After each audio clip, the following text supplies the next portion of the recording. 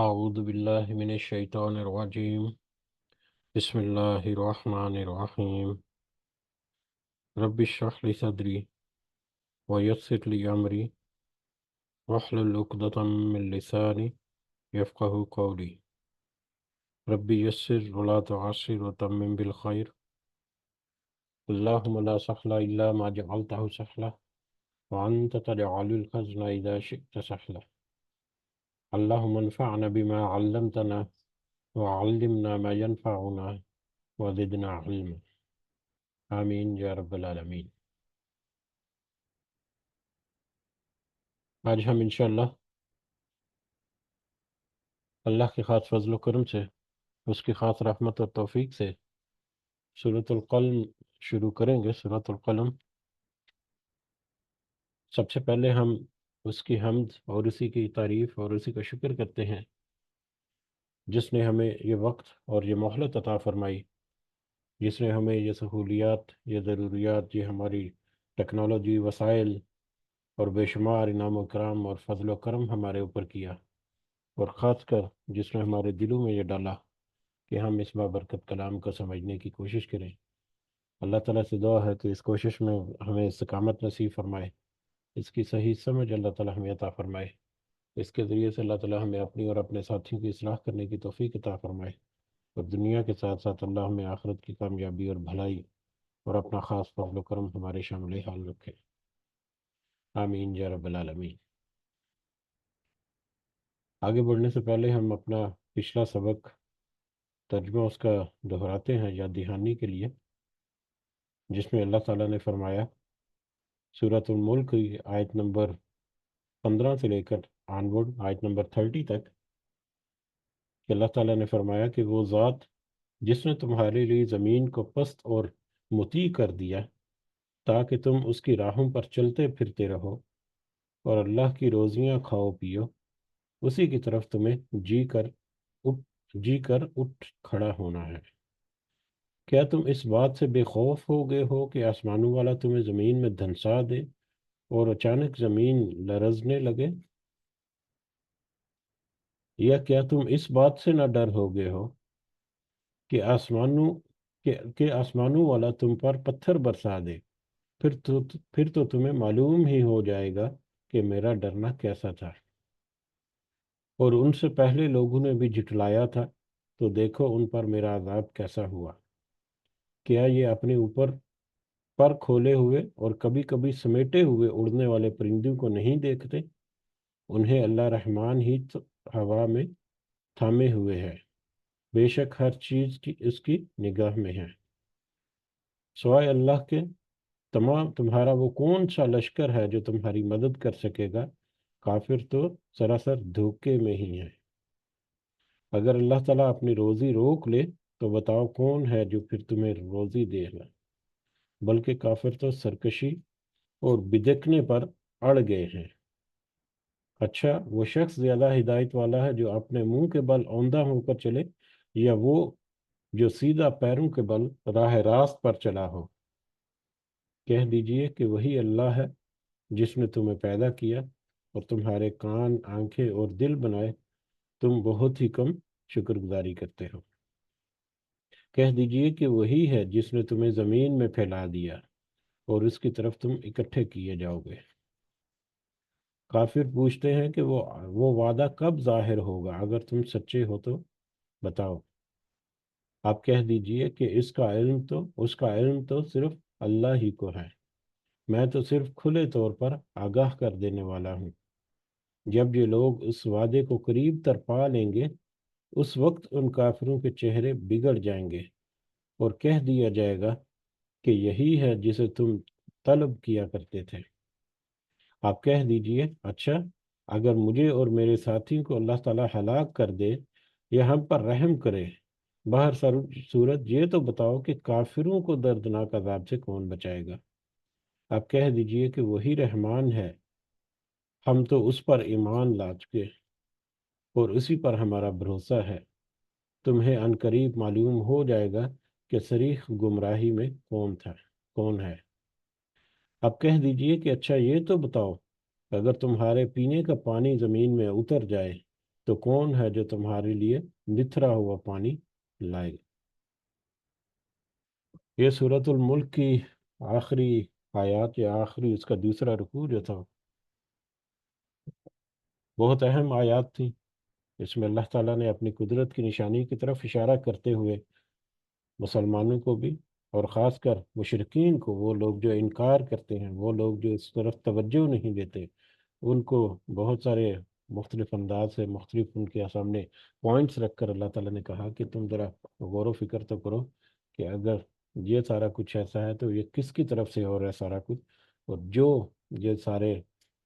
معاملات کے اوپر پوری طرح سے قادر ہے، تم اسی کی بات سنو گے تو یہی تمہارے لیے بہتر ہے۔ اور دوسری بہت اہم جو بات اس سورہ مبارکہ میں ہم نے دیکھی سورۃ الملک میں، کہ اللہ تعالیٰ ریسرچ کرنے کی، تحقیق کرنے کی، جستجو کرنے کی دعوت جو ہے وہ دیتا ہے، کہ اللہ کی نشانیاں، اللہ کی قدرتیں، یہ عظیم و شان اور بے شمار جو اللہ تعالیٰ کی نعمتیں اور نشانیاں جو پھیلی ہوئی ہیں، ان کے اوپر غور و فکر کرو تو تم یقیناً اللہ کا تعارف، نہ صرف اللہ کو پہچان پاؤ گے، اللہ کا تعارف جو ہے تمہیں حاصل ہوگا، بلکہ اس کی وحدانیت کے اوپر بھی تمہارا اعتماد یا تمہارا جو یقین ہے وہ اور زیادہ پختہ اور مضبوط ہوتا چلا جائے گا۔ بہرحال یہ ہمارا پچھلا سبق تھا۔ ہمارا آج کا سبق، جیسا کہ ابھی تذکرہ کیا تھا، سورۃ القلم ہم آج شروع کریں گے انشاءاللہ۔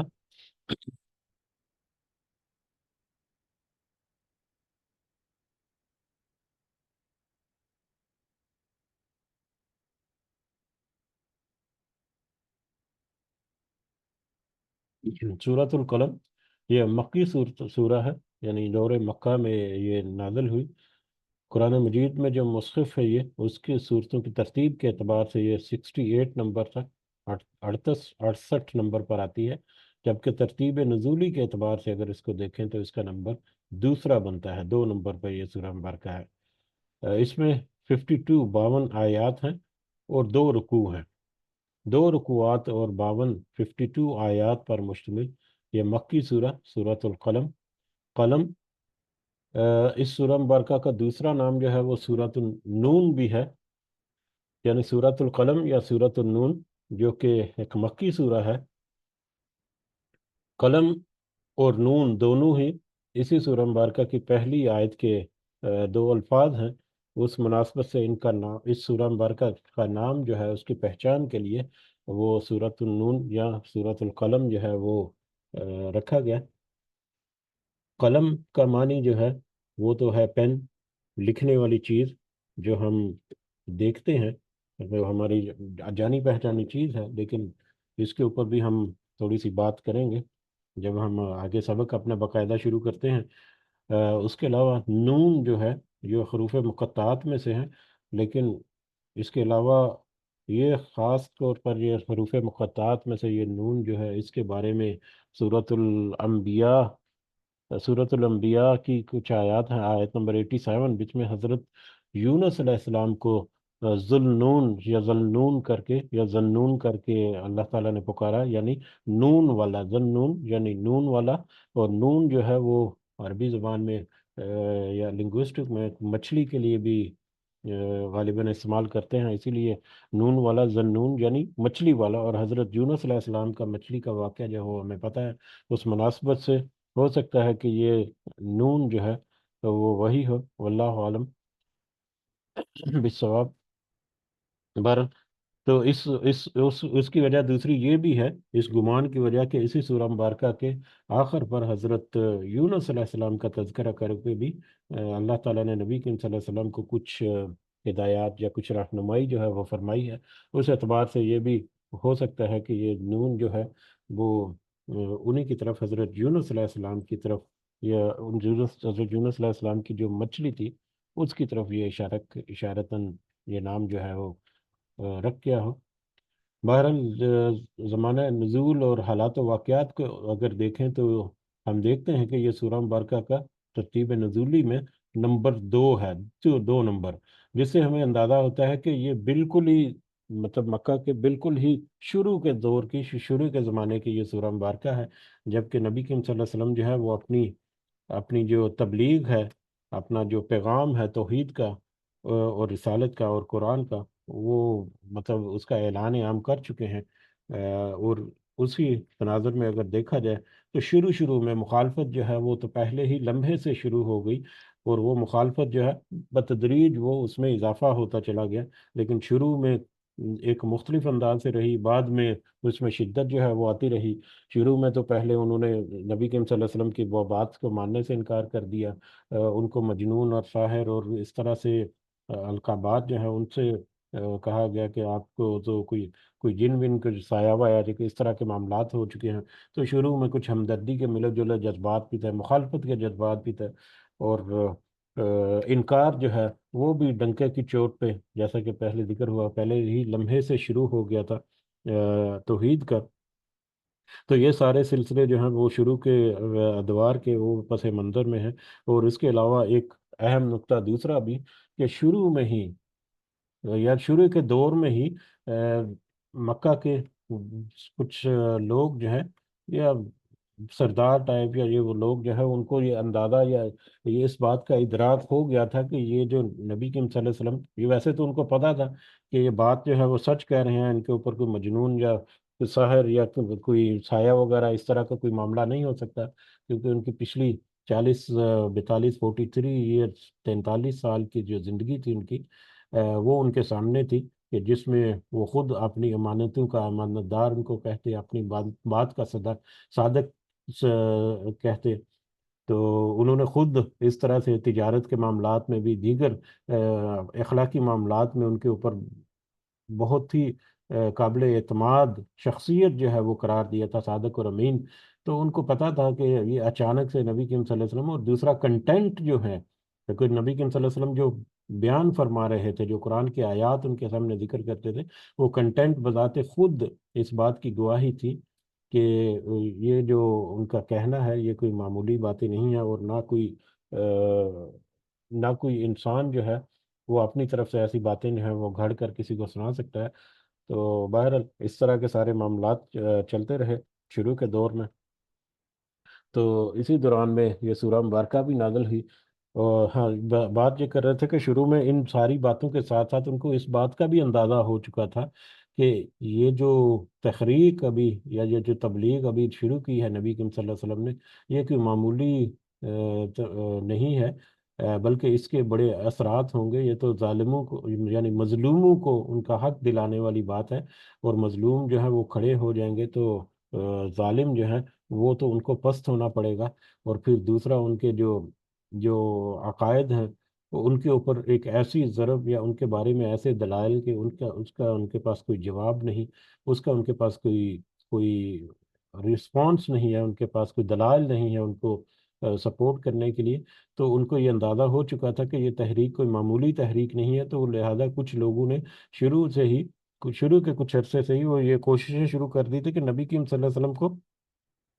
نہ صرف مخالفت کے ذریعے سے دبایا جائے، بلکہ ان کے ساتھ کچھ لے دے کے معاملات بھی جو ہیں وہ کوشش کی جائے کہ کہیں پر وہ تھوڑی سی نرمی اختیار کریں، خاص کر توحید کے میٹر میں ہمارے بتوں کو یہ اس طرح سے برا بلا نہ کہیں، یا کچھ نرم نرم گوشہ بتوں کے بارے میں بھی رکھیں، تو ہم بھی ان کے جو باتیں ہیں ان کے بارے میں کچھ نرم رویہ جو ہے وہ اختیار کریں گے۔ تو شروع کے دور میں ہی یہ اندازہ ہو چکا تھا، اور یہ باتیں جو ہیں وہ تھیں۔ تو یہ سارا سنیریو، اس میں سے بہت ساری سنیریو جو ہے وہ ہمیں آج کے سبق میں بھی ملے گا۔ تو اس کے موضوعات جو ہیں وہ بھی اسی ٹاپک کے ریلیٹڈ ہیں، کہ کس طرح سے مشرکین جو ہیں ان کا انکار کرنا، قرآن مجید کی تکذیب کرنا، نبی کریم صلی اللہ علیہ وسلم کی رسالت کی توحید کا انکار، پھر اس کے بارے میں دلائل جو ہیں مختلف طرح کے، پھر خاص کر جو ہے آج کے سبق میں ہم دیکھیں گے کہ کچھ یہ جو نبی کریم صلی اللہ علیہ وسلم کو ساحر اور مجنون وغیرہ کہتے ہیں، تو نبی کریم صلی اللہ علیہ وسلم تو اخلاق کے اعلیٰ درجوں پر فائز ہیں، بلکہ یہ لوگ جو جو نبی کریم صلی اللہ علیہ وسلم کو مجنون کہتے ہیں، در حقیقت ان کا اپنا کردار جو ہے وہ کس قدر گھٹیا یا کس قدر منفی ہے، جو اخلاق سے بالکل ہی گرا ہوا، بالکل ہی پست ہے۔ تو بہرحال آج کا سبق ہم شروع کرتے ہیں، دو بڑے بڑے موضوعات آئیں گے آج کے سبق میں، تو جیسے ہم وہ موضوعات ہیں ان کو ہم ڈسکس کریں گے مختصر سا، پھر آگے بڑھیں گے انشاءاللہ۔ تو اسی مختصر سی تمہید کے بعد ہم آپ کا آج کا جو سبق ہے وہ باقاعدہ آغاز کرتے ہیں، سورۃ القلم۔ اعوذ باللہ من الشیطان الرجیم، بسم اللہ الرحمن الرحیم۔ نون والقلم وما یسطرون۔ نون حروف مقطعات ہیں یا مچھلی والا، والقلم اور قسم ہے قلم کی، وما یسطرون اور اس کی جو وہ سب لکھتے ہیں۔ قسم ہے قلم کی اور اس چیز کی یا اس علم کی جس کو وہ لکھنے والے لکھتے ہیں۔ نون کے بارے میں تو ہم نے مختصر سا دیکھ لیا، ہو سکتا ہے کہ اگر اسی کی طرف یہ اشارہ ہے تو پھر یہ نون جو ہے یہ بھی قسم میں شامل ہوگا کہ مچھلی کی قسم۔ لیکن جو دوسرا اہم یہاں پر قسم جس پر اللہ تعالیٰ نے کہی، تین قسمیں اس ساتھ اعتبار سے ہوتی ہیں، قلم کی قسم، اور وہ جو لکھا جا رہا ہے اس کی قسم، یا وہ جو لکھتے ہیں اس کی قسم۔ قلم ہمیں پتہ ہے، پین جس کے ذریعے سے تحریر لکھی جاتی ہے، یہ قلم جو ہے یہ ایک انتہائی اہم اس کا ایک حقیقت ہے۔ ہمیں روایات سے ملتا ہے کہ اللہ تعالیٰ نے سب سے پہلے جو تخلیق کی، اللہ تعالیٰ نے سب سے پہلے اللہ تعالیٰ نے قلم کو تخلیق کیا، اور پھر اسے حکم دیا کہ تو تقدیر لکھنے کا اسے حکم دیا، اور قلم نے پھر ابد تک ہونے والے جتنے معاملات ہیں، جتنے واقعات، جتنا علم ہے، وہ اللہ تعالیٰ کے حکم سے قلم نے لکھ دیا۔ اس اعتبار سے اگر دیکھا جائے تو قلم کی کتنی زیادہ اہمیت اور افادیت ہے اس کا ہمیں اندازہ ہوتا ہے۔ جو بھی لوح محفوظ میں جو تقدیر لکھی گئی وہ قلم کے ذریعے سے لکھی گئی، قرآن جو ہے وہ قلم کے ذریعے لکھا، دیگر علوم جو ہے وہ قلم کے ذریعے، یعنی اس کو ایک دوسرے اینگل سے یقیناً یہ اس قدر ایک وسیع یا بڑا ایک ٹاپک ہے، تو اس کے اوپر تو ہم بات نہیں کر سکتے، احاطہ نہیں کر سکتے تھوڑے سے وقت میں، لیکن مختصر اگر ہم دیکھیں تو جو بھی چیز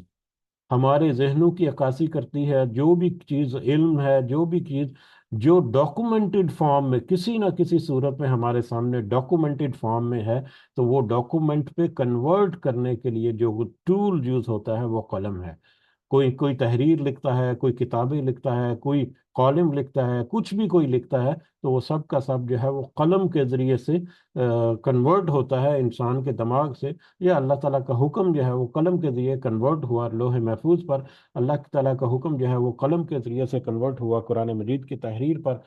جو کہ فرشتے لکھتے ہیں۔ اسی طرح سے تقدیر جو ہے لکھی جاتی ہے، نامہ اعمال لکھا جا رہا ہے، فرشتے جو ہیں وہ لکھتے جا رہے ہیں، تو وہ قلم کی اہمیت اور افادیت جو ہے اس سے ہمیں اندازہ ہوتا ہے۔ اور پھر قلم جو ہے وہ ایک روایتی جو ہمارے ذہن میں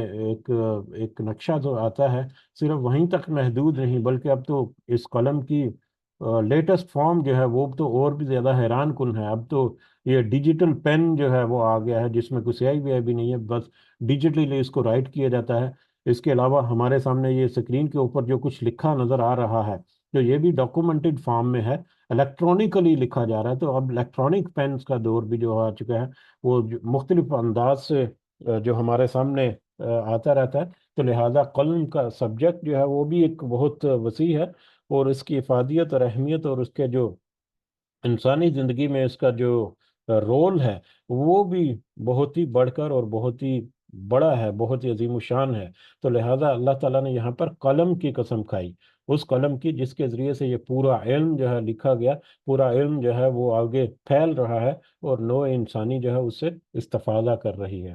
اور پھر وما یسترون، جو وہ لکھتے ہیں، یسترون سطر سے ہے، جس کو ہم سطر اردو زبان میں سطر بھی کہتے ہیں، لکھائی میں، تحریر کتاب میں، جیسا کہ یہ پہلی لائن جو ہے اس سورہ مبارکہ کی جو ہے یہ ایک سطر ہے۔ تو سطر یعنی لکھا جانا، کتاب کی صورت میں ترتیب دے کر کسی خاص ارینجمنٹ کے ساتھ، بک فارم میں کہہ لیں یا کسی کتابت کہہ لیں، یا پراپر ارینج کر کے اس کو لکھنا جو ہے، تو وہ جو لکھتے ہیں یعنی جو فرشتے جو ہیں وہ جو لکھ رہے ہیں اس کی قسم اللہ تعالیٰ دے رہے ہیں۔ اور فرشتے کیا لکھ رہے ہیں؟ وہ نامہ اعمال بھی ہو سکتا ہے، خاص کر قرآن کے بارے میں اکثر مفسرین یہاں پر ہیں کہ یہ قرآن جو لکھا گیا اس قرآن کی قسم اللہ تعالیٰ یہاں پر کہہ رہے ہیں۔ تو اب یہ دو یا تین قسمیں کھا کر، قسم کس چیزوں کی کھائی جاتی ہے جو بہت ہی زیادہ اہمیت اور افادیت والی، اور جس کے جو معنی ہو، جن کی حقیقت کا کوئی انکار نہ کر سکے، اور کس بات پر قسم کھائی؟ माँ अंत माँ अंत बिनिअमति रब्बी का मजनून, नहीं आप अपने रब की नेमत से हरगिज दीवाने। आप ये अल्लाह ताला के फजलो करम से, अपने अल्लाह ताला की रहमत और नेमत से आप सल्लल्लाहु अलैहि वसल्लम जो है वो दीवाने हरगिज नहीं है, आप मजनून हरगिज नहीं है। मजनून जिन से है, जिसके ऊपर जिन आ जाए उसको मजनून कहते हैं, और जिन जो है वो ना नजर आने वाली चीज़ है। बहरहाल साया वाया या इस तरह के सारे मैटर जो हैं वो इसमें जमा हो जाते हैं। तो अल्लाह ताला नबी करीम सल्लल्लाहु अलैहि वसल्लम को कह रहे हैं कि आप हरगिज मजनून नहीं हैं, दीवाने नहीं हैं। ये शुरू की सूरतों में से सूरत है, तो इसलिए इसकी अहमियत इसलिए भी है कि नबी करीम सल्लल्लाहु अलैहि वसल्लम की जो मुखालफत उन्होंने शुरू की, तो ज़ाहिर है उसके उससे एक हौसला जो है वो पस्त होता है, एक मायूसी या जो एक जज्बा है उसके ऊपर एक ठोकर लगती है। तो अल्लाह ताला ने मुख्तलिफ मुकामात पर और शुरू से ही कहने कि ये नबी करीम सल्लल्लाहु अलैहि वसल्लम को दिलासा देना या हिम्मत उनकी बढ़ानी या उनके ऊपर वादे करना शुरू कर दिया कि ये जो लोग कह रहे हैं ये दर हकीकत झूठ कह रहे हैं। आप जो है वो बिल्कुल भी मजनून या साया वगैरह या इस तरह का कोई आपके ऊपर मैटर नहीं है। और इस एतबार से भी, और दूसरा ये भी हो सकता है कि काफिरों को उनका ये कहना कि नबी करीम सल्लल्लाहु अलैहि वसल्लम मजनून है, तो अल्लाह ताला ने कसम खाकर, दो या तीन चीजों की कसम खाकर अल्लाह ताला कह रहे हैं कि नबी करीम सल्लल्लाहु अलैहि वसल्लम जो है ये बिल्कुल भी मजनून नहीं है, ये तुम्हारी खाम ख्याली या तुम्हारा झूठ बोलना है जो तुम मंसूब करते हो नबी करीम सल्लल्लाहु अलैहि वसल्लम के साथ। अब शुरू में जैसा कि कहा कि वो मजनून नबी करीम सल्लल्लाहु अलैहि वसल्लम को कहते थे, शुरू शुरू में तो कुछ हमदर्दी और मोहब्बत के मिले जुले जज्बात भी थे। जैसा कि बहुत सारे वाकयात भी हमें मिलते हैं रिवायात में, अहादीस में। एक एक दफ़ा एक कोई कोई आमिल टाइप कोई बंदा था जो जिन्नों के साए वाए जो है या जिन बन जो है वो निकालता था। तो वो बड़ा मशहूर था, कोई आमिल था। तो वो मक्का में आया हुआ था, तो वहाँ पर उसको बताया गया कि यहाँ पर एक मरीज है, इस तरह से उसको कुछ साया वाया हो गया, तो आप उसका देखो, अगर उसका इलाज कर सको तो उसको जब पता चला तो वो नबी करीम सल्लल्लाहु अलैहि वसल्लम की के पास आया और उनसे कहा कि ऐसे मुझे पता चला है कि आपके साथ कोई इस तरह से मसला है, तो मुझे बताओ कि हो सकता है कि मैं आपका वो जो साया है या आपका जो मसला जो है उसको हल कर दूं। तो इस पर नबी करीम सल्लल्लाहु अलैहि वसल्लम जो है ना कोई नाराज हुए ना कोई गुस्सा हुआ, बल्कि बड़े इत्मीनान के साथ नबी करीम सल्लल्लाहु अलैहि वसल्लम ने वो खुतबा जो है मतलब जो जुम्मे में भी आजकल हम सुनते हैं, वो खुतबा जो है वो खुतबे की के अल्फाज जो है वो नबी करीम सल्लल्लाहु अलैहि वसल्लम ने दोहराए कि इन्नल हम्दलिल्लाहि नहमदुहु व नस्तईनुहु व नस्तगफिरुहु व नऊज़ु बिल्लाहि मिन शुरूरि अनफुसिना व मिन सय्यिआति अमालिना मन यहदिहिल्लाहु फला मुज़िल्ल लहु व मन युज़लिल फला हादिय लहु व अशहदु अन ला इलाहा इल्लल्लाहु वहदहु ला शरीका लहु व अशहदु अन्न मुहम्मदन अब्दुहु व रसूलुहु। तो नबी करीम सल्लल्लाहु अलैहि वसल्लम ने ये खुतबा के अल्फाज जो हैं ये उसके सामने दोहराए। तो जब उसने ये अल्फाज सुने तो एक दफ़ा वो तो ठठक गया, एक दफ़ा वो रुक गया कि ये मेरे साथ या ये कैसे अल्फाज हैं। तो उसने नबी करीम सल्लल्लाहु अलैहि वसल्लम क्या कहा कि ये आपने क्या अल्फाज कहे हैं, इनको ज़रा दोहराइए या इनको ज़रा दोबारा से जिक्र बयान कीजिए। तो नबी करीम सल्लल्लाहु अलैहि वसल्लम ने दोबारा से वो अल्फाज जो हैं वो दोहराए। तो इस तरह से उसने एक दफ़ा फिर उनसे कहा कि आप फिर दोबारा से कहें, तीसरी दफ़ा भी नबी करीम सल्लल्लाहु अलैहि वसल्लम ने वही अल्फाज दोहराए। तो इस पर उसने उस आमिल ने कहा कि नहीं, ये कोई साहिर या मजनून या इस तरह का कोई मामला नहीं है, ये तो अल्फाज जो है ये बड़े वसी और बड़ी हकीकत पर मुबनी है। तो वहीं पर फिर वो जो शख्स था, वो आमिल जो आया हुआ था, वो नबी करीम सल्लल्लाहु अलैहि वसल्लम को हाथ पर उसने बैत की और वो ईमान ले आया। तो इस तरह के भी कुछ वाकयात जो हैं वो हमें मिलते हैं, जो ना सिर्फ ये साबित करते हैं कि नबी करीम सल्लल्लाहु अलैहि वसल्लम के ऊपर कोई ऐसा मसला नहीं था, बल्कि उल्टा उनकी जो पैगाम है उसकी उसकी हकीकत और उसकी जो वसअत है उसकी तरफ भी इशारा करता है, और उसकी जो अट्रैक्शन है उसकी तरफ के किस तरह से जो समझने वाले लोग थे, जो सही मानों में उन अल्फाज को गहराई से समझ कर अपने जहनों के अंदर प्रोसेस करते थे, उनके लिए वो कितनी बाअसर पुरअसर वो आयात या पुरअसर उनके नबी करीम सल्लल्लाहु अलैहि वसल्लम की जुबान से निकले हुए अल्फाज होते थे कि वो उनको अपनी तरफ खींच लेते थे। तो भारत ये भी एक बड़ा वसी टॉपिक है जो यहाँ पर है, जिस पर नबी की अल्लाह ताला ने नबी करीम सल्लल्लाहु अलैहि वसल्लम से कहा कि अल्लाह की रहमत और उसके फजलो करम से आप मजनून हरगिज नहीं है, दीवाने हरगिज नहीं हैं। بلکہ اس کی آگے جا کر وہ جو دیوانے کہتے ہیں نبی کریم صلی اللہ علیہ وسلم کو، ان کا اپنا کردار جو ہے اس کی طرف بھی ہمیں اشارہ ملے گا۔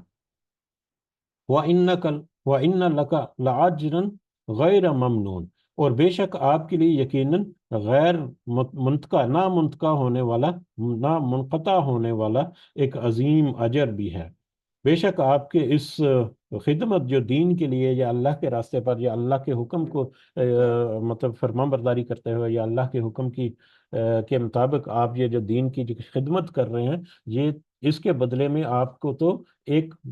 نہ ختم ہونے والا، ہمیشہ ہمیشہ کے لیے جاری و ساری رہنے والا جو اجر ہے اللہ تعالیٰ وہ آپ کو عطا فرمائیں گے، یا آپ کے لیے مقرر کیا جا چکا ہے۔ تو اب نبی کریم صلی اللہ علیہ وسلم کے لیے کس قدر وسیع اجر ہے، اس کا احاطہ کرنا ہمارے لیے ناممکن ہے۔ آج کوئی بھی کچھ بھی کوئی نیک کام کرتا ہے، ایون کہ ایک لفظ بھی اس کے منہ سے کوئی نیکی کا نکلتا ہے، ایک چھوٹا سا لمحہ بھی وہ کوئی نیکی کرتا ہے، ایک ہلکے سا ہلکا چھوٹا سا چھوٹا بھی کوئی نیکی کا کام کرتا ہے، تو اس کا اجر جو ہے وہ نبی کریم صلی اللہ علیہ وسلم کے برابر، نبی کریم صلی اللہ علیہ وسلم کا نامہ اعمال میں یا نبی صلی اللہ علیہ وسلم کے کھاتے میں اس کا ضرور ایڈ ہوتا ہے۔ تو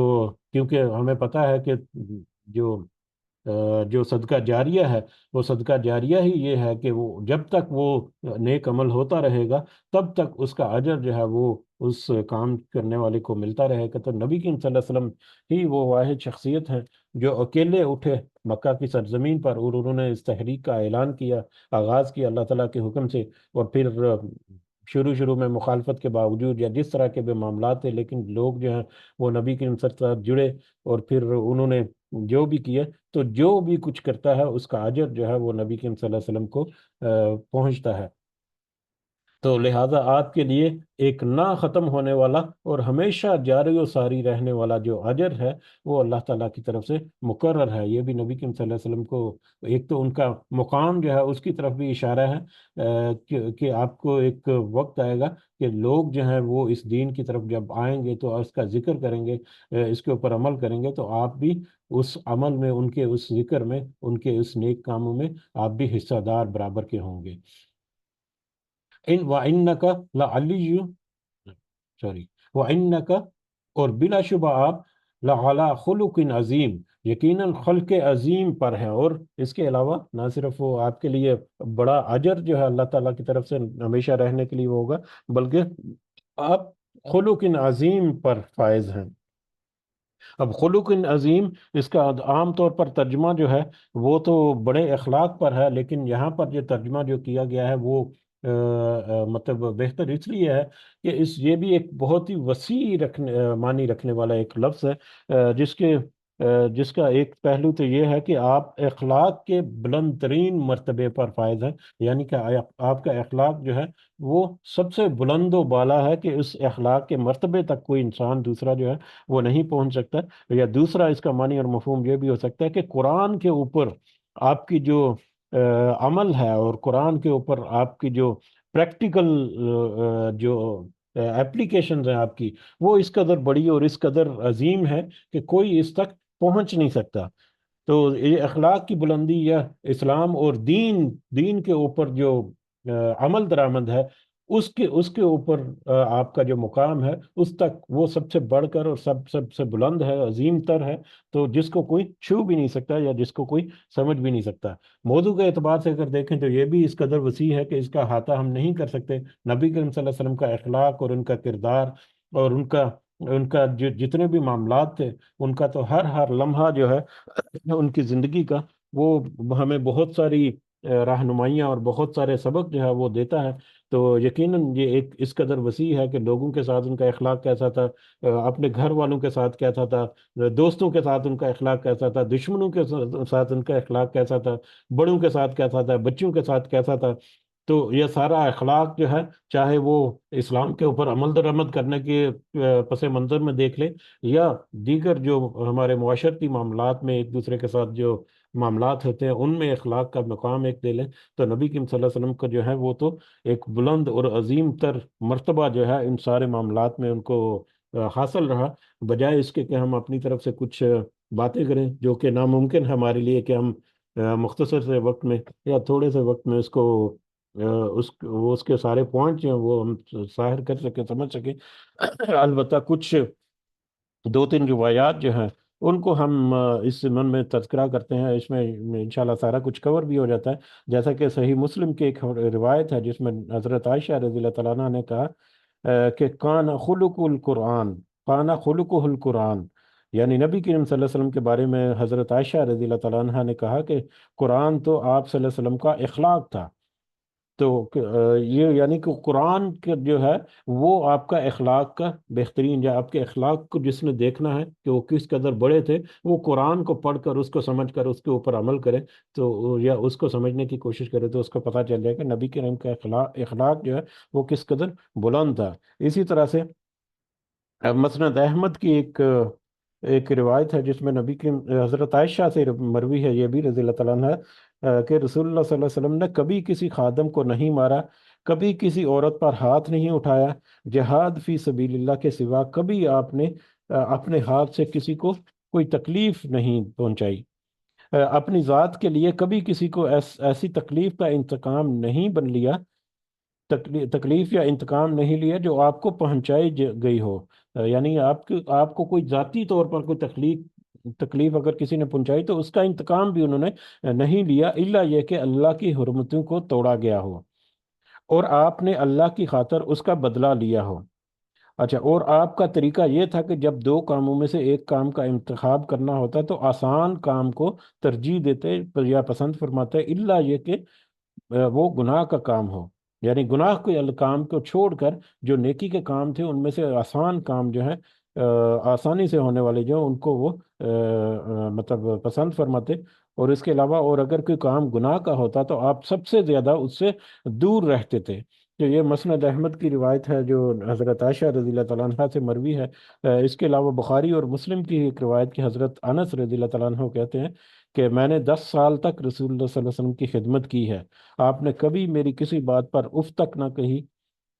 کبھی مجھے کسی کام پر یہ نہ فرمایا کہ تو نے یہ کیوں کیا، اور کبھی کسی کام کے نہ کرنے پر یہ نہیں فرمایا کہ تو نے یہ کیوں نہ کیا۔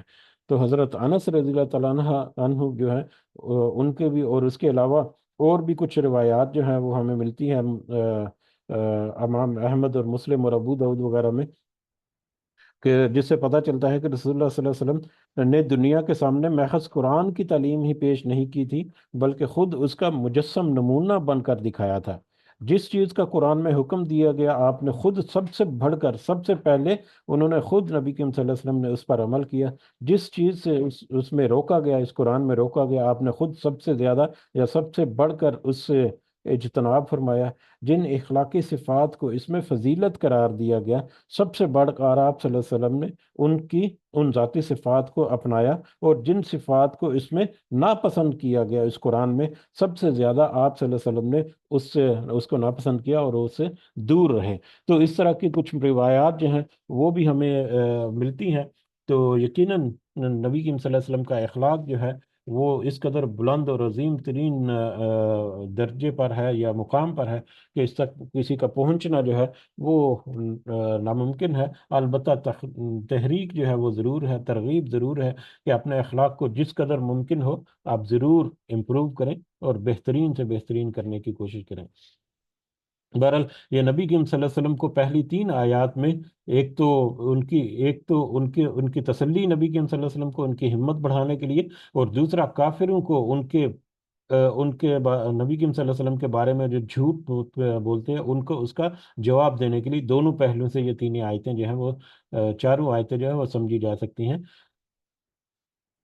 فَسَتُبْصِرُ وَيُبْصِرُونَ، پس انقریب آپ دیکھ لیں گے اور وہ بھی سب دیکھ لیں گے۔ انقریب ایک وقت آنے والا ہے جب آپ بھی دیکھ لیں گے اور وہ بھی دیکھ لیں گے۔ اب آپ اپنا کام کرتے رہیں، اپنی ذمہ داری نبھاتے رہیں، وہ اگر ایمان لاتے ہیں نہیں لاتے وہ اللہ تعالیٰ کا ان کا معاملہ ہے۔ انقریب آپ کو بھی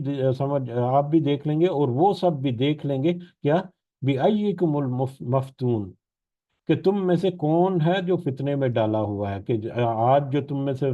جو فتنہ ہے تو کون ہے کل کو تمہیں پتہ چل جائے گا، آپ بھی دیکھ لیں گے اور یہ بھی دیکھ لیں گے کہ فتنے میں کون پڑا ہوا ہے۔ اور یقیناً یہ کافروں کے لیے ایک بہت بڑی وارننگ ہے کہ آج تو تم تکذیب کر رہے ہو، انکار کر رہے ہو مختلف طرح سے نبی کریم صلی اللہ علیہ وسلم کی باتوں کا، لیکن کل کو جب وقت آئے گا اور مہلت ختم ہو جائے گی تو پھر تمہیں اندازہ ہوگا کہ تم کس قدر بڑے فتنے میں پڑے ہوئے تھے۔ ان ربک هو عالم بمن ضل، بے شک آپ کا رب خوب جانتا ہے بمن ضل، کہ اس کو جو گمراہ ہے، عن سبیلی ہی، اس کے راستے سے۔ اللہ تعالیٰ آپ کا رب جو ہے وہ خوب اچھی طرح سے جانتا ہے کہ اس کے راستے سے، اللہ کے راستے سے کون گمراہی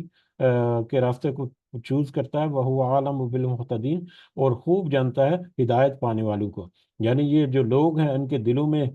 گمراہی جو ہے وہ کس قدر ہے، اس کے اللہ تعالیٰ اس کو بھی جانتا ہے، اور ان دلوں میں ان میں سے کچھ ایسے لوگ بھی ہیں جو ہدایت پانے والے ہیں، اللہ تعالیٰ تو ان کو بھی جانتا ہے۔ وقت آئے گا تو یہ سارا کچھ جو ہے وہ کھل کر سامنے ہو جائے گا،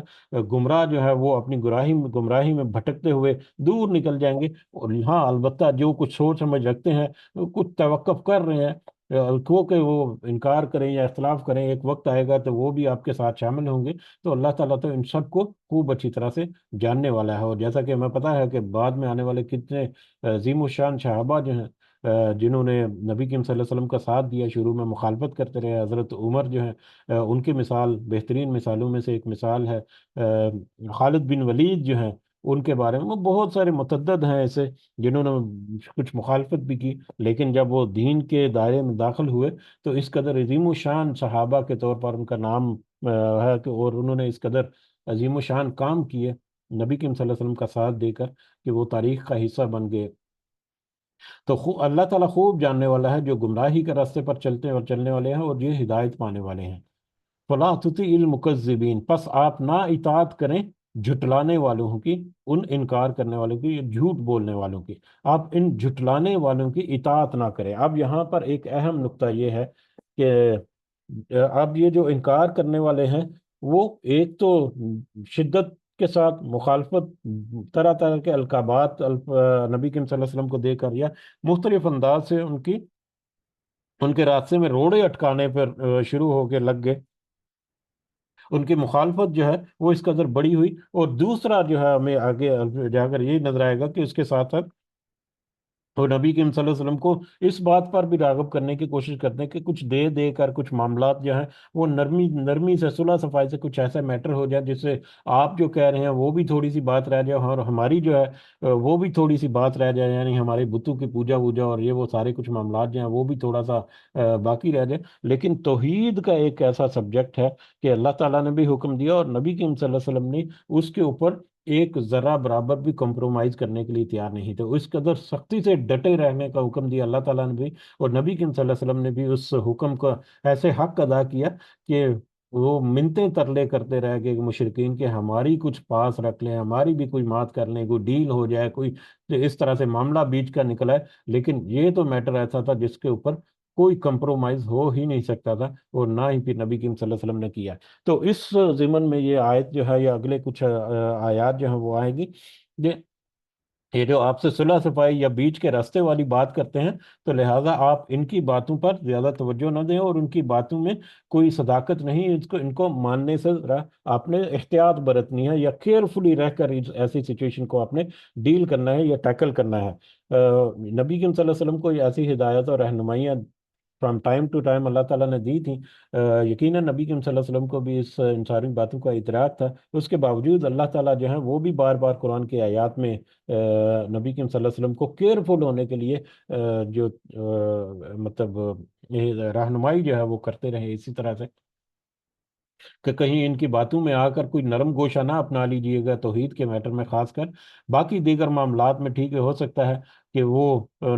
مطلب آپ کے ساتھ آئیں بیٹھیں بات چیت کریں، لیکن توحید کے میٹر میں کوئی کمپرومائز نہیں ہے۔ فلا تطیع المکذبین، پس نہ آپ اطاعت کریں ان جھٹلانے والوں کی، یعنی ان جھوٹے لوگ جو ہیں ان کے ساتھ جو کمپرومائزنگ جو آپ کے پاس جو آ رہے ہیں مطلب موقع، یا اس طرح کی ڈیلز ہونے کی کوئی کرنے کی کوشش کر رہے ہیں، تو اس طرح سے کوئی ڈیل ویل ان کے ساتھ کرنے کی ضرورت نہیں ہے۔ ودوا لا تدہنوا، وہ سب چاہتے ہیں کہ کاش آپ نرمی اختیار کریں، ویدہنون، تو وہ سب بھی نرمی اختیار کریں گے. وہ تو چاہتے ہیں کہ آپ تھوڑا سا کمپرومائز کر دیں، تو وہ بھی اپنے میٹر میں کچھ کمپرومائز کریں گے، یعنی وہ بھی تھوڑی سی جگہ دے دیں گے. ٹھیک ہے، کبھی آپ مطلب اللہ کی عبادت کریں اور لوگوں کو اس میں شامل کریں، کبھی ہم جو ہیں بتوں کی عبادت کریں گے اور آپ یا لوگ جو ہیں وہ بھی اس میں شامل ہوں. یہ سلسلہ اس کی طرح چلتا ہے، یعنی لے دے کر نرمی کا سلسلہ، نرمی والا معاملہ جو ہے. تو اس پر نبی اللہ تعالیٰ نے نبی کریم صلی اللہ علیہ وسلم کو بھی دو ٹوک الفاظ میں یہاں پر رہنمائی دے دی کہ ایسا بالکل بھی مطلب اجازت نہیں ہے یا نہیں ہو سکتا. ولا تطیع ولا تطیع اور نہ آپ اطاعت کریں کل خلاف بہت قسمیں کھانے والے، مہین ذلیل کی، اور نہ ہی آپ بہت زیادہ قسمیں کھانے والے ذلیل انسان جو ہے اس کی اطاعت کریں. اب یہاں پر یہ جو آگے جو کچھ آیات ہیں، چھوٹی چھوٹی آیات ہیں اور بہت ہی مختصر ہے، وہ کس کے بارے میں ہے؟ اس کے بارے میں کوئی ٹھوس روایت جو ہے وہ نہیں ملتی. یہ بھی ہو سکتا ہے کہ کسی ایک شخص کے بارے میں وہ جٹلانے والوں میں سے ایک شخص جو کہ تکذیب کرتا ہے، جو کہ انکار کرتا ہے، جو کہ مخالفت کرتا ہے، جو کہ طرح طرح کی باتیں کرتا ہے نبی کریم صلی اللہ علیہ وسلم کے خلاف، ان کے لیے القابات بھی نوازنے کے لیے، یا قرآن کے خلاف یا اللہ کے خلاف یا لوگوں کو ان کے خلاف ورگلانا وغیرہ. تو وہ کوئی ایک شخص بھی ہو سکتا ہے، یا بہت سارے شخصوں میں سے جو کچھ یہ جو خصلتیں جو آگے ہمیں ملے گی، تو وہ لوگ جو ایسی خصلتوں کے مالک ہیں وہ سارے کے سارے بھی اس میں شامل ہو سکتے ہیں. کچھ لوگوں کے بارے میں کچھ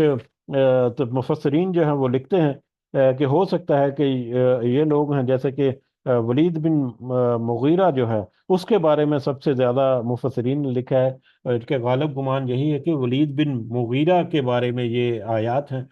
یہی وجہ ہے کہ ولید بن مغیرہ کا بیٹا خالد بن ولید، جنہوں نے ایک بہت بڑا مقام پایا، سیف اللہ کا لقب جو ہے وہ پایا جیسے ہی وہ اسلام میں داخل ہوئے، تو وہ جب اسلام لے کر آئے، اسلام انہوں نے جب قبول کیا، تو وہ سالم کے پاس آئے اور ان سے کہا کہ ذرا مجھے وہ آیات تو سناؤ جو کہ میرے باپ کے بارے میں قرآن میں نازل ہوئی تھی. تو اس پر یہ آیات جو ہے وہ کی گئیں. اس کے بارے میں بھی کوئی ٹھوس روایت جو ہے وہ میری نظر سے نہیں گزری. بہرحال یہ واقعہ جو ہے وہ میری نظر سے گزرا رات کو. تو یہ بھی عین ممکن ہے کہ ولید بن مغیرہ جو ہے وہ ہو، یا اس کے علاوہ اسود بن عبد یغوس کا نام بھی آتا ہے، اخنس بن شریق کا نام بھی آتا ہے، اور کچھ اور نام بھی ہے. یا دوسرے الفاظ میں اس کو یہ کہہ دیں کہ کچھ ایسے مشہور لوگ ہو جاتے ہیں کہ جب اس کے بارے میں کوئی خصلت اس کی بیان ذکر کی جاتی ہے تو سب جان جاتے ہیں کہ آج اسی کے بارے میں ہے. کوئی کسی علاقے میں یا کسی گروہ میں یا کسی بستی میں کوئی ایسا شخص ہے جو کہ چوری زوری کرنے والا ہے، تو اگر کوئی کہے کہ یہ تو اس چور کا کام ہوگا، تو اگر تو وہ ایک ہی ہے یا کچھ ہے تو فوراً سب کا دھیان جو ہے وہ اسی کی طرف آئے گا، یہ ہاں یہ تو وہی بندے کی بات ہو رہی ہے. یا اسی طرح سے کوئی ایسی پازیٹیو یا نیگیٹو خصلت کے بارے میں کوئی ذکر کرے کہ یہ تو اس ایسے بندے کا کام ہوگا، تو وہ فوراً اس بندے کی طرف جاتا ہے کیونکہ وہ بندہ اس خصلت کی وجہ سے مشہور ہو چکا ہے. تو لہٰذا یہ جو آگے خصلتیں ہیں یہ کسی ایک شخص کے لیے بھی ہو سکتی ہیں، یا کچھ بہت سارے افراد جن میں یہ خصلتیں پائی جاتی ہوں، ان کے بارے میں بھی نبی کریم صلی اللہ علیہ وسلم کو مطلب آگاہ کرنے کے لیے یا رہنمائی دینے کے لیے کہ دیکھیں ایسی خصلت والے جو لوگ ہیں، یا ایسی خصلت کا حامل جو ایک شخص ہے جو اس مکے میں موجود ہے، اس کی تو قطعاً کسی قسم کی کوئی اطاعت نہیں کرنی، یا اس کی بات جو ہے وہ قطعاً کسی طرح سے نہیں ماننی. تو زیادہ تر غالب گمان جو ہے وہ ولید بن مغیرہ کے بارے میں کیا جاتا ہے. بہرحال آگے بڑھتے ہیں. ولا تطیع کل خلاف مہین، آپ ہرگز اطاعت نہ کریں بہت قسمیں کھانے والے ذلیل کی. وہ شخص جو کہ ذلیل و خوار ہے، جو ذلیل ہے، بہت زیادہ قسمیں کھانے والا، اور بہت زیادہ قسمیں جو کھاتا ہے وہ در حقیقت اپنی قسموں سے ہی اس کو خود پتا ہوتا ہے کہ لوگ میرے اوپر اعتماد نہیں کرتے، تو اپنی بات کے اوپر اعتماد دلانے کے لیے وہ قسمیں کھا کھا کر لوگوں سے اپنی بات کرتا ہے. تو اس کی قسمیں کھانے کی عادت اس بات کی گواہی دیتی ہے کہ وہ تو اپنے معاشرے میں یا اپنے گروہ میں ذلیل لوگوں میں یا کم ترین لوگوں میں شامل ہے، مہین لوگوں میں شامل ہے. اسی لیے اس کو قسمیں کھا کھا کر یقین دلانا پڑتا ہے اپنی بات کا. ہم مازن بہت تانے دینے والا ہے، بات بات پر وہ تانے دیتا ہے دوسروں کو. مشاء بنمیم بہت بھاگ دوڑ کرنے والا ہے چگلی میں، یعنی بڑھ بڑھ کر، آگے بڑھ بڑھ کر وہ چغل خور بھی ہے، یعنی چغل خوری میں بھی وہ پیش قدمی کرتا ہے، یا آگے بڑھ بڑھ، یا سب سے آگے بڑھ کر وہ چغل خوری بھی کرتا رہتا ہے۔ تو یہ ایک تو، یہ آیات جب ہم دیکھیں گے تو ایک تو پہلو وہ ہم نے دیکھا کہ کسی ایک شخص کے بارے میں ہو سکتا ہے، یا کچھ لوگوں کے بارے میں، کہ ان میں جو خصلتیں پائی جا رہی ہیں ان کے بارے میں آپ کیئرفل رہیں۔ دوسرا اس میں یہ بھی ہے کہ اگر پچھلے کنیکٹ کریں کہ نبی کریم صلی اللہ علیہ وسلم کے بارے میں اللہ تعالیٰ نے کہا کہ آپ تو خلق عظیم، مطلب آپ تو اخلاق کے بلند ترین درجوں پر ہیں، تو اس کی طرف بھی یہ چل رہا تھا کہ نبی کریم صلی اللہ علیہ وسلم تو اخلاق کی بلند ترین سطحوں پر ہیں یا رتبوں پر ہیں، جبکہ یہ جو تکذیب کرنے والے ہیں، انکار کرنے والے ہیں، ان کی اپنی خصلت یا اپنی کردار کیسا ہے کہ وہ اپنے اخلاق میں کس قدر پستی میں گرے ہوئے ہیں، کس قدر وہ گمراہی میں گرے ہوئے ہیں، کہ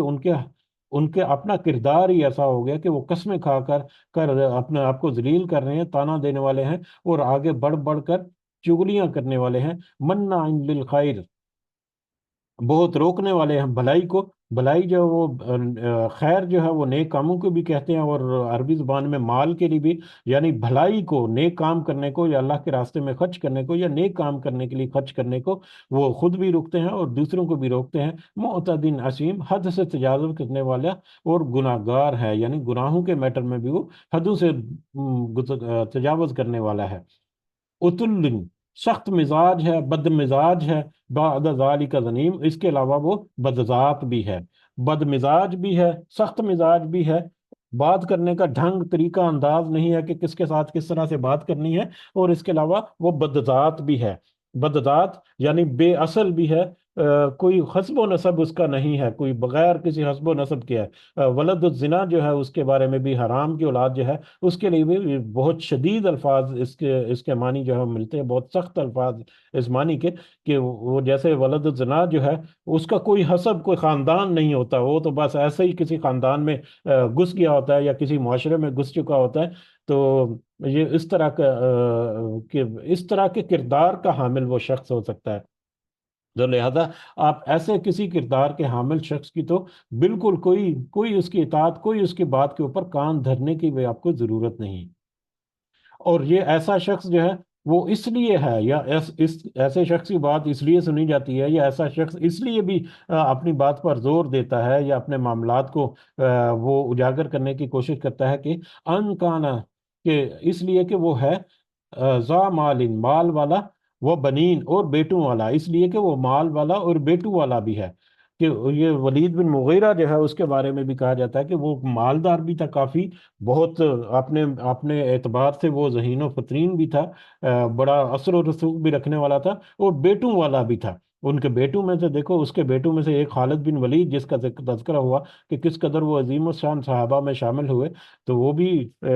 یہ ولید بن مغیرہ کا بیٹا تھا۔ بہرحال تو ایسے کسی بھی بندے یا شخص کی کسی بات کے اوپر دھیان نہیں دینا، کیونکہ یہ شخص جو ہے یہ اپنی جو مال ہے اور اپنی اولاد جو ہے اس کے بل بوتے پر اس طرح سے تکبر میں، گھمنڈ میں آ کر ایسی باتیں کرتا ہے، اور اپنی اثر و رسوخ بھی رکھتا ہے۔ اذا تتلی علیہ، جب ایسے شخص پر تلاوت کی جاتی ہے، آپ صلی اللہ علیہ وسلم کوئی آیت اس کو تلاوت دیتے ہیں، یا کوئی اس کو وارننگ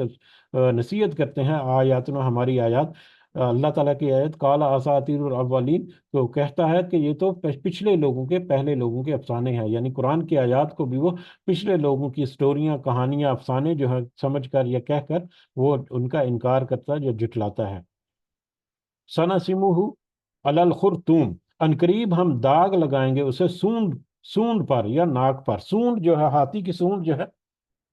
ہاتھی کا ناک جو ہے وہ اس کو سونڈ کہتے ہیں۔ تو یعنی کہ معاشرے میں ناک جو ہے، جس قدر بڑی ناک ہے معاشرے میں، یہ تفہیمی قسم کی ہے، تو وہ اس کی اسی قدر عزت، یا اسی کی طرح ایک مقام ہوتا ہے۔ تو عام طور پر بھی یہ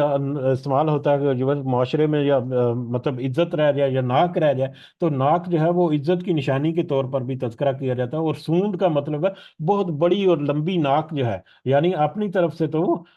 بڑی بڑی عزت اور بڑی تکریم والا شخص بنا پھرتا ہے، لیکن سنسمہ عنقریب ہم اس کی ناک کو اس کی سونڈ پر داغ لگائیں گے، یعنی اس کو ناک کو ہم اس کی عزت کو عنقریب رسوا کر دیں گے، اس کو ذلیل و خوار کر دیں گے۔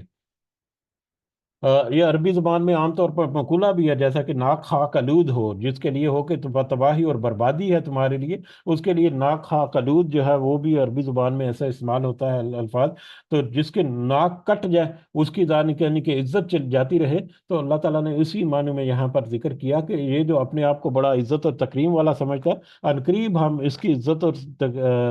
جو بھی اس کا مقام اور مرتبہ جس میں وہ اپنے آپ کو سمجھ رہا ہے، اس کو ہم گرا کر ذلیل و خوار کر دیں گے۔ اور یہ دنیا کی ذلیل و خوارت بھی ہو سکتی ہے، دنیا میں جیسا کہ مشرکین مکہ جو ہے وہ اکثر ان میں سے ذلیل و خوار ہوئے،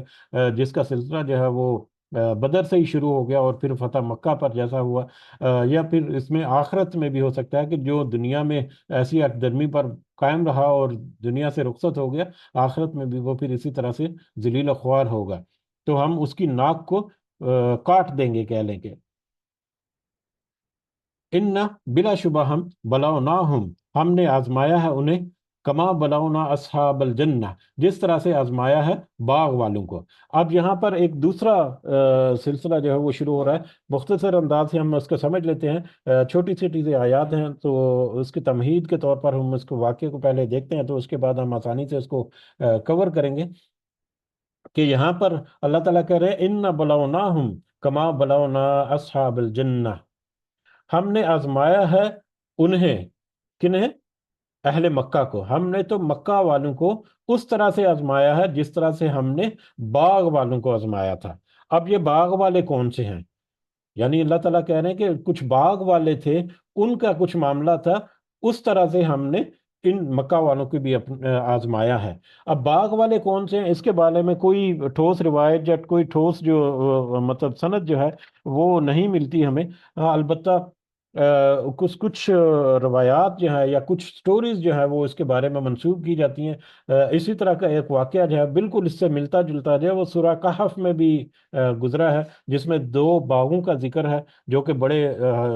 خوشحال تھے۔ تو تقریباً اسی واقعے سے ملتا جلتا وہ بھی واقعہ ہے، تو ہو سکتا ہے اسی واقعے کی طرف دوبارہ سے یاد دہانی، یا یہ تو آیات جو ہے وہ پہلے آئی تھی، وہ بعد کی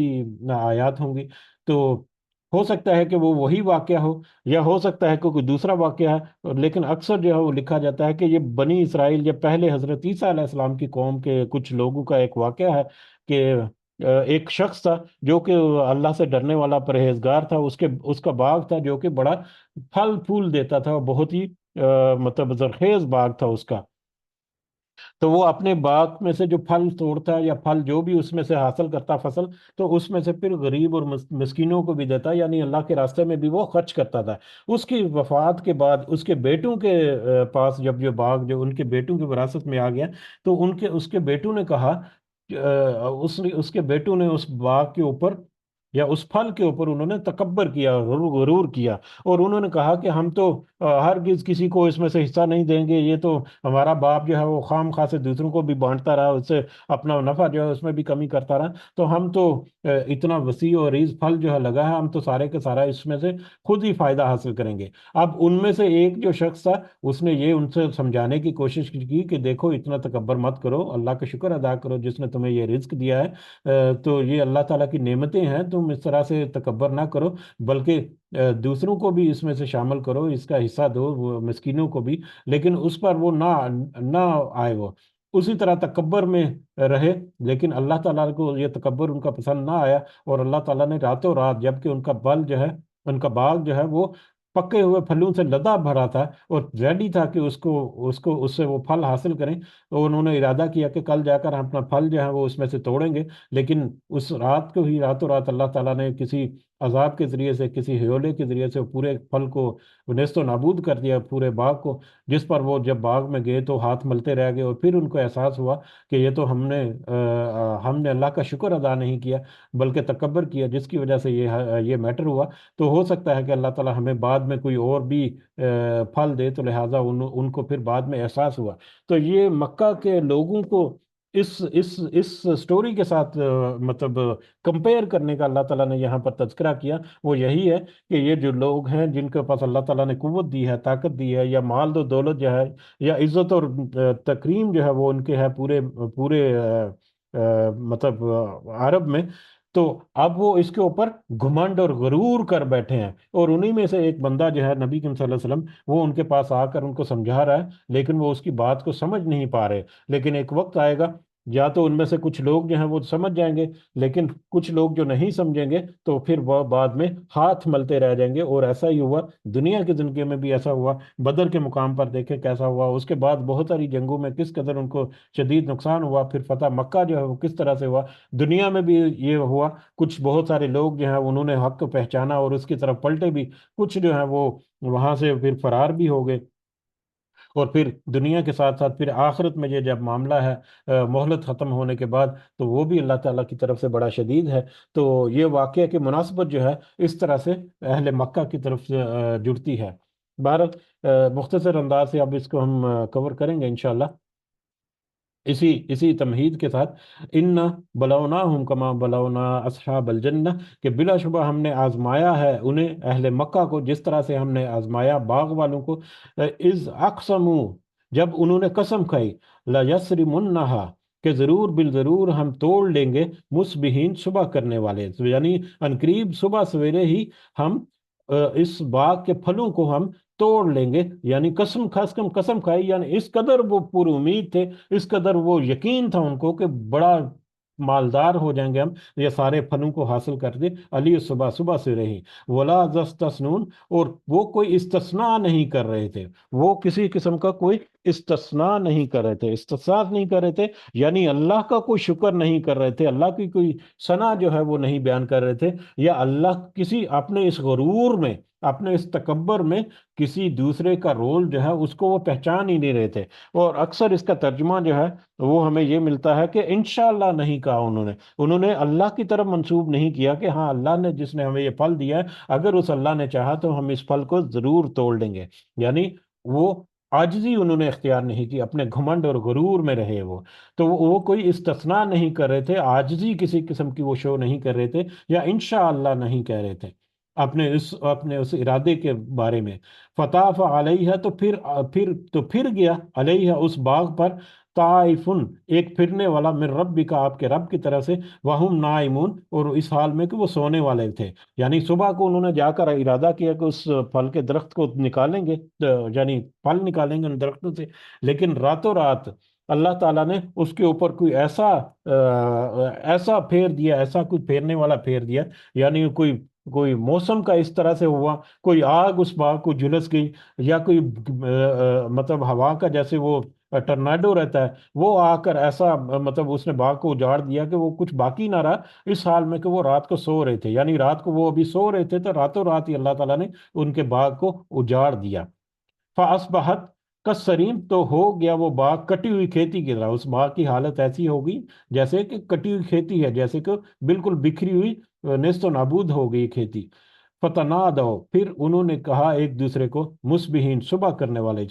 علی صبح صبح کرنے والے جو ہیں، انہوں نے اپنے ایک دوسرے کو کہا، ان غدو، تم صبح صبح پہنچو، جلدی جلدی کرو، صبح صبح تمہیں پہنچنا ہے، علی حرثکم، اپنے کھیت میں یا اپنے باغ میں، یا اپنے باغ میں تم صبح صبح پہنچو، ان کن تم صارمین، اگر تم پھل توڑنے والے ہو، اگر تمہیں پھل حاصل کرنا ہے تو دیکھو اپنے باغ میں صبح صبح، علی صبح پہنچ جاؤ۔ علی صبح پہنچنے کی یا جلدی جلدی پہنچنے کی ایک ریزن یہ بھی تھی کہ جو آگے آئے گی، کہ ہم اس میں سے کسی کو کوئی حصہ نہیں دیں گے، صبح صبح وہ جائیں گے، کسی کو پتہ بھی نہیں چلے گا کہ ہم کسی مسکین کو وہاں پر کوئی حصہ دیں، یا کوئی مسکین وہاں پر آدم کے۔ فن تلکو، چنانچہ وہ چل پڑے، وَهُمْ يَتَخَافَتُونَ، اس حال میں کہ وہ آہستہ آہستہ ایک دوسرے کے ساتھ باتیں بھی کر رہے تھے، یعنی آپس میں ایک دوسرے کے ساتھ باتیں کرتے ہوئے صبح، یہاں آہستہ آہستہ سے مراد خود سرگوشیوں میں یا ہلکی ہلکی آواز میں آپس میں باتیں کرتے ہوئے تیزی سے باغ کی طرف بڑھتے جا رہے تھے صبح سویرے ہی اس باغ کا پھل حاصل کرنے کے لیے، کیا باتیں کر رہے تھے؟ اللہ یدخلنہ الجوم علیکم مسکین، کہ ہاں ہرگز داخل نہ ہونے پائیں گے آج تم پر کوئی مسکین، یعنی آج تو کوئی مسکین جو ہے اس کو قریب بھی پھٹک نہیں دیں گے۔ یہ جو مسکین منہ اٹھا کر آ جاتے ہیں کہ ہمیں بھی کچھ حصہ دے دیں، ہماری بھی کوئی مدد کر دیں، آج تو ہم بالکل اپنا فائدہ پورا رکھیں گے، کسی مسکین کو کوئی ہم اس میں سے حصہ نہیں دیں گے۔ یعنی یہ تو تکبر کی ایک دوسری نشانی یا دوسرا ان کا پہلو کہ وہ اللہ کے راستے میں خرچ کرنے کی بھی ترغیب نہیں دیتے تھے، بلکہ خود بھی روکتے تھے اور دوسروں کو بھی روکتے تھے۔ وہ غداؤ علی ہر دن قادرین، اور وہ سب صبح سویرے نکلے روکنے پر سب قدرت رکھنے والے، یعنی صبح سویرے وہ کچھ نہ دیر کیے، جلدی جلدی سے وہ وہاں سے نکلے کہ تاکہ وہ پھل، اس حال میں کہ ان کو پورا یقین تھا کہ وہ پھل توڑنے پر پوری طرح سے قادر ہے، یعنی پوری طرح سے ان کو یقین تھا کہ کوئی ان کو روک نہیں سکتا، اور وہ اس پھل کو ضرور حاصل کر کے رہیں گے، ضرور توڑ کر رہیں گے۔ تو ان کے گھمنڈ اور غرور کا ایک عکاسی جو ہے اس کو کرنے کے لیے کہ وہ اس قدر پر امید تھے کہ آج ان کو کوئی روکنے والا نہیں ہے، کوئی اس پھل کو حاصل کرنے سے یا اس نفع حاصل کرنے سے، یا کوئی مسکین جو ہے اس سے وہ بچا لیں گے اپنے اس پھل کو یا اپنے اس فائدے کو۔ فلما رعوها، پھر جو انہوں نے دیکھا، قالوا، تو انہوں نے کہا، ان لضالون، یقیناً ہم راستہ بھول گئے۔ جب وہ باغ میں پہنچے تو اچانک باغ کی حالت دیکھ کر پچھلی آیات سے اندازہ ہوتا ہے کہ کس قدر وہ یقین کے ساتھ وہاں پر آئے کہ یقیناً ہم بڑا منافع والا پھل جو ہے وہ حاصل کریں گے۔ لیکن جب باغ میں پہنچے تو ان کی آنکھیں کھلی کھلی کھلی رہ گئی، اور ایک لمحے کے لیے وہ ٹھٹک گئے کہ وہ ہم کہیں کسی دوسرے باغ میں تو نہیں آ گئے، کہیں راستہ تو نہیں بھول گئے۔ لیکن فوراً ہی یا کچھ لمحوں میں ہی انہوں نے بھانپ لیا کہ نہیں، یہ تو وہی باب ہے۔ پھر انہوں نے کہا بل نحن محرومون، نہیں بلکہ ہم تو محروم کیے جانے والے ہیں، یعنی اللہ تعالیٰ نے تو ہمیں محروم کر دیا، یا ہم تو اس پھل سے محروم ہو گئے، یہ تو ہمارا باغ ہی اجڑ گیا۔ قال اوسطہم، تو کہا ان میں سے بہتر نے، علم اقل لکم لو لولا تسبحون، کیا میں نے نہیں کہا تھا تم سے کہ کیوں نہیں تم تسبیح کرتے؟ وہ ایک جو ان میں سے تھا جو کچھ اللہ کی تمہید کرنے والا تھا، جو کہ اللہ کے نرم دل تھا، اس نے ایک میں کہا کہ اس نے پھر یاد دلایا کہ میں تمہیں نہیں کہتا تھا کہ تم اتنا گمنڈ اور غرور نہ کرو، تھوڑی سی اللہ کی تسبیح بھی کرو، اللہ کا شکر کرو، یعنی کہ انشاءاللہ کہو، یا اللہ کی ساتھ عاجزی کرتے ہوئے اس باغ کے پھل توڑنے کا ارادہ کرو، اگر کوئی مسکین ہے تو مسکین کو بھی دینے کا ارادہ رکھو۔ تو میں نے تو تمہیں یہ ساری نصیحتیں کی تھی، لیکن تم نے سنی انسنی کر دی، بالکل مخالفت کی، بلکہ قالو، تو ان سب نے کہا، ان سب کو اندازہ ہو گیا کہ ہاں ہماری واقعی غلطی تھی، یا ہم سے ایسا ہو گیا۔ تو قالو سبحان ربنا، تو انہوں نے کہا کہ پاک ہے ہمارا رب، ان کنا ظالمین، بے شک ہم ہی تھے ظلم کرنے والے، کہ ہمارا رب تو پاک ہے، یقیناً وہ اس لائق تھا کہ ہم اس کی تسبیح کرتے، ہم اس کی بڑائی اور بزرگی بیان کرتے، یا ہم اس کی عاجزی اختیار کرتے، ہم ہی در حقیقت ظلم کرنے والے تھے۔ فَأَقْبَلَ بَعْضُهُمْ عَلَىٰ بَعْضٍ يَتَلَاوَمُونَ، تو پھر متوجہ ہوا ان میں سے بعض پر وہ آپس میں ملامت کر رہے تھے، یعنی وہ ایک دوسرے کے ساتھ، جب ان کو سچویشن پتہ چل گئی تو وہ ایک دوسرے کے ساتھ ملامت کرنے لگے، ایک دوسرے کو الزام دھرنے لگے کہ یہ میری وجہ سے نہیں، تمہاری وجہ سے ہوا تھا، تمہارا رویہ ایسا تھا، تم اس طرح سے باتیں بڑھ بڑھ کر کرتے تھے، تم اگر ایسا نہ کرتے تو ہم بھی یقیناً عاجز رہتے، یعنی کہ ایک دوسرے کے اوپر اب الزام تراشی کرنے پر وہ آگے، یا ایک دوسرے کے اوپر الزام تراشی کرنے لگے وہ۔ قالو، تو انہوں نے کہا، یا ویلنا، ہائے ہماری ہلاکت، ان کنا طاغین، بے شک ہم ہی تھے سرکشی کرنے والے۔ اور پھر ان کو یہ بھی اندازہ ہو گیا کہ ہاں یہ سرکشی تو ہماری اپنی وجہ سے، دوسرے کے کہنے سے کیا تھا، ہم تو خود ہی سرکش ہو چکے تھے۔ عسا، امید ہے، ربنا، کہ ہمارا رب، ان یبدی لنا خیرن، کہ وہ بدلے میں دے گا کوئی بہتر چیز، منہا، اس سے بھی، انا الی ربنا راغبون، کہ بے شک ہم اپنے رب کی طرف رغبت کرنے والے ہیں، یعنی انہوں نے اب توبہ کی، اور انہوں نے کہا کہ اب تو جو ہونا تھا ہو گیا، اب آئندہ ہم اگر کیئرفل رہیں گے تو امید ہے کہ اللہ تعالیٰ ہمیں دوبارہ سے یہ پھل دے گا، اور دوبارہ سے اللہ تعالیٰ ہمارے اوپر یہ رحمت کرے گا۔ کذالک العذاب، کہ دیکھیں کہ اس طرح سے عذاب، یہ اللہ تعالیٰ کہہ رہے ہیں کہ آپ دیکھو کہ کس طرح سے کس طرح سے عذاب آتا ہے لوگوں کے اوپر اگر اللہ تعالیٰ چاہے تو، ولا عذاب یہ تو دنیا کا عذاب ہے، یعنی دنیا میں بھی اللہ تعالیٰ کس طرح سے انسان کو سمجھانے کے لیے اس کے اوپر مختلف مواقع پر کوئی آزمائش ڈال کر، کوئی عذاب دے کر، کوئی سزا دے کر، کوئی سختی کر دے کر، کچھ تھوڑی سی ہلکی سے گرفت کر کے لوگوں کو جھنجھوڑتا ہے کہ دیکھو ذرا، سن لو، سمجھ لو، آگے پیچھے دیکھ لو، تمہارے پاس کیا پیغام پہنچا ہے اس کے اوپر غور و فکر کر لو۔ یہ دنیا کے عذاب جو ہیں اس طرح سے کبھی آتے ہیں، اور کبھی پھر وہ عذاب جو ہے وہ ان کی مہلت نہیں ملتی، اور پھر نیست و نابود بھی کر دیتا ہے اللہ تعالیٰ۔ اور پھر وہ عذاب جن کے ذریعے سے دوسرے لوگ نیست و نابود ہو چکے، پچھلی قومیں جیسے نیست و نابود ہو چکی، وہ بعد میں آنے والے لوگوں کے لیے وہ عذاب جو ہے وہ رہنمائی یا ہدایت یا نصیحت کا باعث بنتا ہے کہ دیکھو کہ ان لوگوں کے ساتھ یہ کس طرح سے معاملہ ہو، تم اپنا معاملہ جو ہے درست رکھو۔ کذالک العذاب، کہ دیکھو کہ کس طرح سے عذاب، یہ دنیا کے عذاب کی طرف اشارہ ہے، ولا عذاب الآخرتی، اور یقیناً آخرت کا عذاب تو اکبر، بہت بڑا ہے۔ اور یہ تو دنیا کا عذاب ہے جو تم دیکھتے ہو یا سمجھتے ہو یا سنا ہوا ہے تم نے، یا کہیں پر تمہیں آثار قدیمہ سے ملتا ہے، یا کوئی سٹوریز وغیرہ جو تمہارے تک پہنچنی ہے، یہ تو دنیا میں تو جس طرح سے بھی ان کا میٹر ہو گیا، یہ تو بڑا ہلکا سا تھا، بلکہ اصل عذاب تو، بڑا عذاب تو ولا عذاب الآخرہ، آخرتی اکبر، بڑا عذاب جو ہے وہ تو آخرت میں ہے، شدید ترین عذاب تو آخرت میں ہے۔ لا کانوا یعلمون، کاش کہ وہ جانتے ہوتے، کاش کہ وہ ان باتوں کو سمجھتے، اور کاش کہ ان باتوں کا تھوڑا سا غور و فکر کر کے ان سے نصیحت حاصل کرنے کی کوشش کرتے ہیں۔ تو الحمدللہ یہاں پر آج ہم رکتے ہیں انشاءاللہ۔ آج کا سبق جو ہے اس میں بھی ہم نے دیکھا کہ دو پہلو کو ملا کر، یا دو موضوعات کو ملا کر ایک ہی موضوع بھی کر سکتے ہیں، کہ مشرکین مکہ یا مکہ کے لوگ جو ہے وہ نبی کریم صلی اللہ علیہ وسلم کی تکذیب جو ہے وہ کرتے، جبکہ ان کا اپنا رویہ جو ہے وہ کس طرح سے ہوتا، ان کا اپنا اخلاق جو ہے وہ کس طرح سے ہوتا، اور نبی کریم صلی اللہ علیہ وسلم جو کہ خلق عظیم، ایک عظیم ترین اخلاق کے بلند ترین مرتبے پر ہے، ان سے تو کسی صورت یہ پاسبل ہی نہیں تھا کہ وہ کوئی ایسی اپنی طرف سے کوئی بات کرتے۔ تو یہ ان لوگوں کا اپنا کردار تھا جس کی وجہ سے یہ سارا کچھ وہ کرتے رہے، جو گمراہی میں رہے، اور اس کے مثال پھر بڑی خوبصورت انداز میں مختلف اینگل سے ہم دیکھیں تو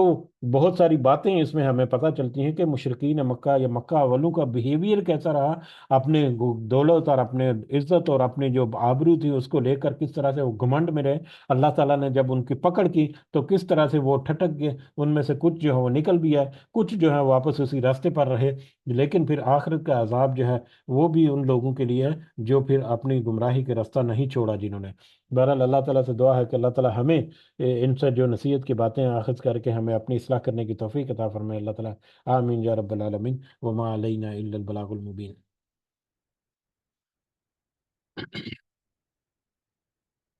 جی کچھ اضافہ آپ کرنا چاہیں تو آپ کر سکتے ہیں، جزاکم اللہ خیرا کثیرا۔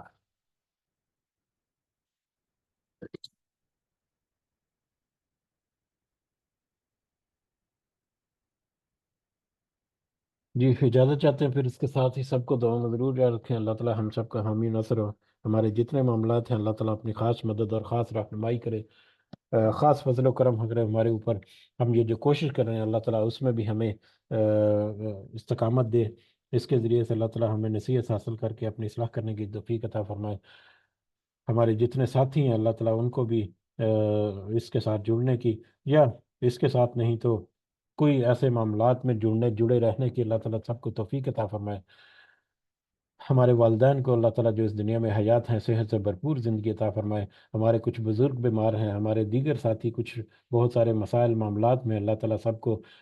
اس صحت بھی عطا فرمائے، اور دیگر جو معاملات، جو آزمائشیں، تکلیفیں ہیں، پریشانیاں ہیں، اللہ تعالیٰ ان کو بھی دور کرے۔ جاب کے، رزق کے، کاروبار کے معاملات میں بھی اللہ تعالیٰ خاص مدد اور رہنمائی دے، حلال و طیب رزق کمانے کی توفیق عطا فرمائے، اور جو بھی اللہ تعالیٰ نے ہمیں رزق عطا کیا ہے اس کے اوپر شکر ادا کرنے کی توفیق عطا فرمائے، اور اس کے ساتھ ساتھ اللہ تعالیٰ ہمیں آخرت کی کرنسی جو ہے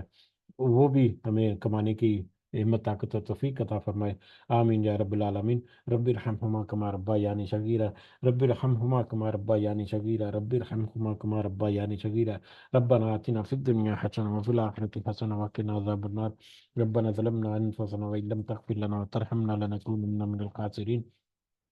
ربنا تقبل منا إنك أنت السميع العليم وتب علينا إنك أنت التواب الرحيم. سبحان ربك رب العزة عما يصفون وسلام على المرسلين والحمد لله رب العالمين. سبحانك اللهم وبحمدك أشهد أن لا إله إلا أنت أستغفرك وأتوب إليك. جزاكم الله خيرا كثيرا. السلام عليكم ورحمة الله وبركاته.